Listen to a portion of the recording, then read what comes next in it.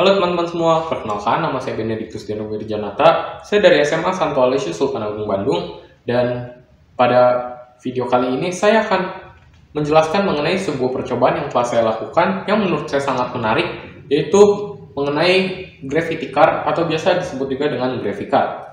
Selamat menyaksikan.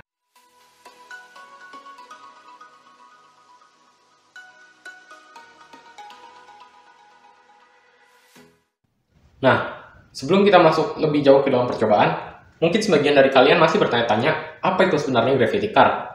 Jadi, Gravity Car ini sendiri adalah sebuah mobil yang ditenagai oleh gaya gravitasi bumi.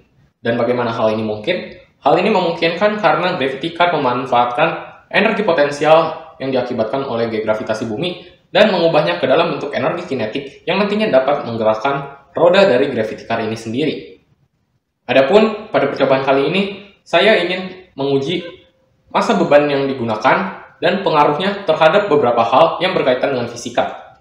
Mulai dari energi potensial, energi kinetik, momentum, hingga jarak tempuh dari Gravity Car itu sendiri.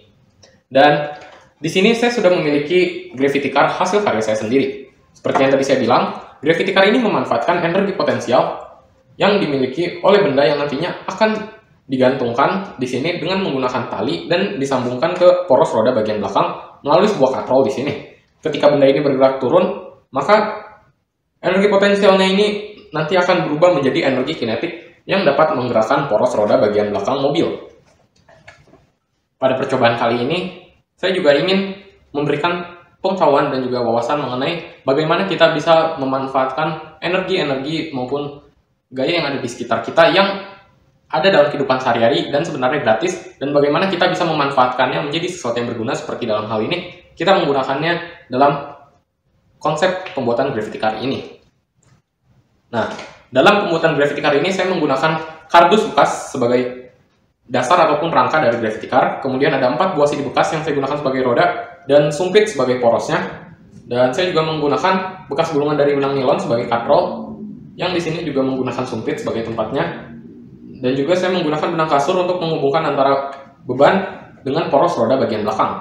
Selain itu, saya juga menggunakan stick ice cream sebagai penopang tambahan dan juga penyangga katrol di sini agar katrol tidak bergerak-gerak. Saya juga menggunakan lem tembak untuk merekatkan antara poros roda dengan CD itu sendiri. Dan saya juga menggunakan beberapa alat bantu lainnya seperti cutter dan juga gunting untuk memotong bagian-bagian dari rangka Gravity Car ini sendiri. Dalam percobaan kali ini, saya memiliki beberapa variabel tetap, diantaranya mulai dari lintasan yang saya gunakan yaitu lantai, kemudian ada juga dari ketinggian posisi katrolnya itu 34 cm, dan ada juga diameter rodanya yaitu 12 cm, dan diameter dari katrolnya itu sendiri adalah 7 cm. Sementara itu berat dari Gravity Car ini tanpa beban adalah sebesar 259 gram. Kemudian untuk variabel bebasnya, saya menggunakan 2 variabel bebas, yaitu ada massa beban 100 gram dan juga massa beban 200 gram. Variabel bebas ini akan saya uji masing-masing sebanyak 3 kali.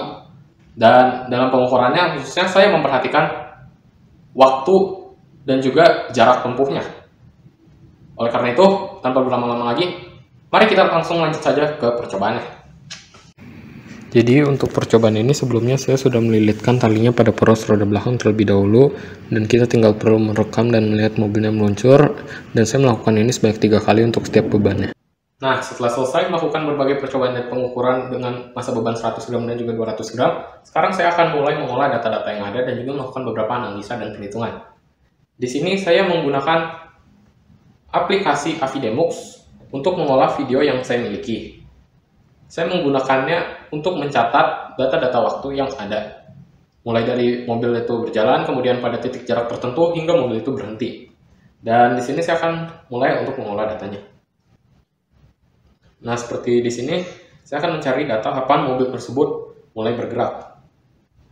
Dan saya mendapati di sekitar detik ke-2,599. Dan data ini nantinya akan saya catat dan saya masukkan ke dalam Excel. Dan saya akan terus melanjutkan untuk mencari data ini dan waktu-waktunya. Nah, setelah melakukan percobaan tadi, sekarang saya sudah berada di dalam Excel untuk mengolah data-data yang tadi sudah kita dapatkan dari Avidemux. Dan di sini saya sudah mendapatkan beberapa waktu dan juga jarak. Saya menggunakan selisih 0,6 meter Dan ini merupakan data dari percobaan 1 untuk beban 200 gram. Dan di sini saya juga sudah mencari kecepatannya. Untuk mencari kecepatannya cukup mudah.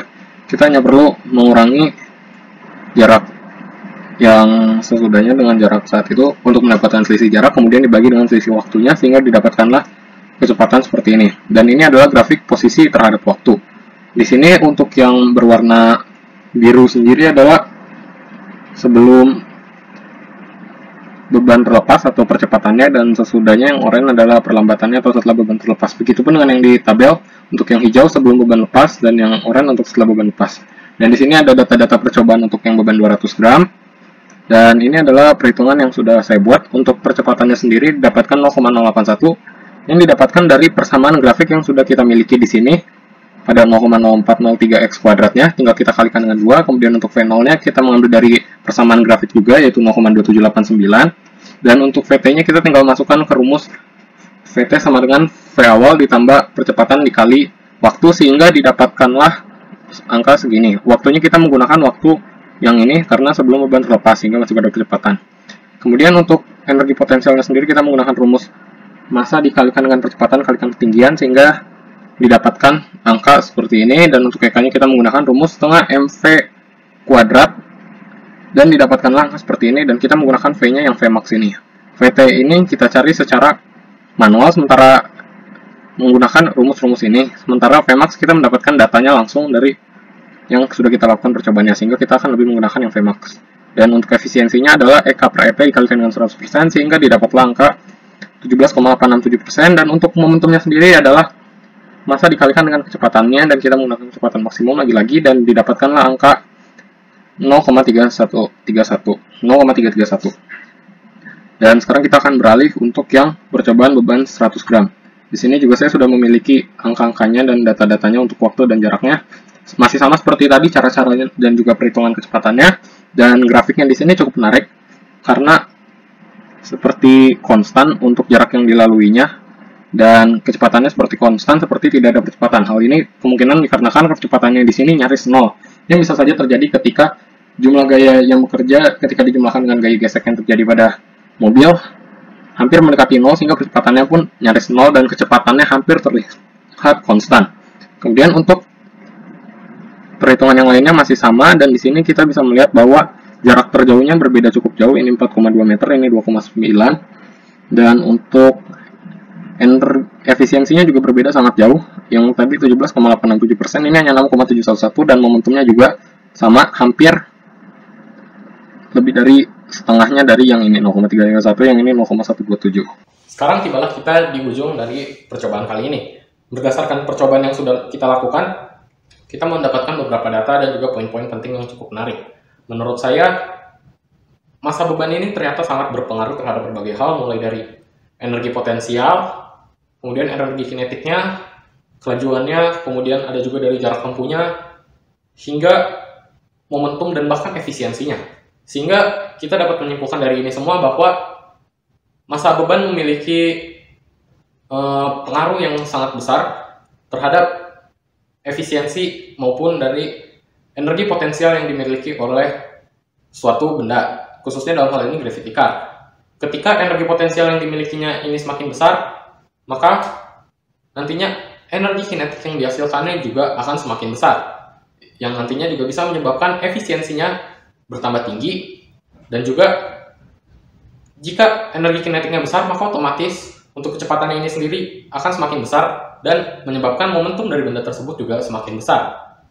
Dan untuk percobaan kali ini saya rasa efisiensinya masih kurang tinggi, namun ada beberapa hal yang mungkin bisa kita lakukan untuk meningkatkan efisiensi ini, mulai dari memperbesar diameter dari katrol itu sendiri, kemudian bisa dengan memperbesar diameter dari roda yang kita gunakan, lalu mengurangi gaya gesek khususnya pada setiap poros roda yang kita miliki, dan kita juga mungkin bisa dengan mencari permukaan yang lebih licin lagi atau lebih rata, dan sebisa mungkin kita juga mungkin bisa dengan menambahkan massa bebannya, seperti yang tadi kita sudah ketahui bahwa massa bebannya sangat berpengaruh terhadap efisiensinya juga.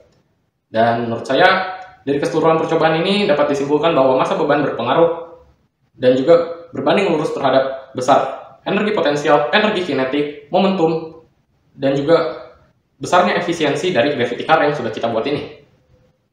Dan itu saja dari saya untuk percobaan kali ini. Saya mohon maaf jika ada kesalahan dalam pengucapan maupun dalam hal teknis. Dan terima kasih telah meluangkan waktu untuk menyaksikan video ini. Stay safe and always keep creative and innovating. Bye-bye.